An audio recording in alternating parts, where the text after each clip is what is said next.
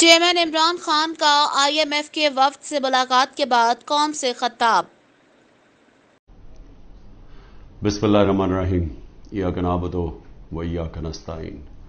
میرے پاکستانیوں، آج IMF کی ڈیلیگیشن سے میں نے میٹنگ کی اور میری ٹیم نے، اور اس میٹنگ کا مقصد جس طرح سب کو اندازہ ہوگا، وہ میٹنگ کا مقصد یہ تھا کہ IMF ایک 9 مہینے کے لیے ایک پروگرام لے کے آ رہا ہے جس کو سٹینڈ بائی ایگریمنٹ کہتے ہیں۔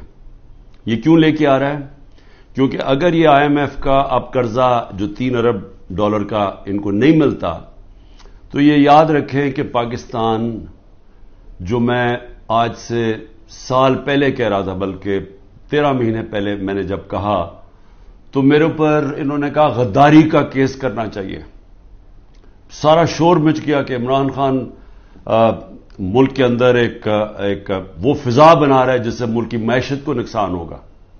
میں یہ کہہ رہا تھا کہ جس طرح یہ حکومت جا رہی ہے، پاکستان کو ڈیفالٹ کا خدشہ ہے۔ ڈیفالٹ کا پہلے مطلب سمجھ لے کیا ہے۔ ڈیفالٹ کا مطلب یہ ہے کہ اگر ان کی ابھی پچھلے مہینے 38% مہنگائی تھی، پاکستان کی تاریخ کی سب سے زیادہ ہے، تو اگر پاکستان ڈیفالٹ کر جاتا ہے، یعنی اپنے قرضے واپس نہیں کر سکتا، تو یہ اس سے دگنی ہو جائے گی، یہ 60% پہ پہنچ جائے گی۔ بلکہ یہ وہ جس کو کہتے ہیں ہائپر انفلیشن، کہ وہ آئے گی مہنگائی پاکستان میں۔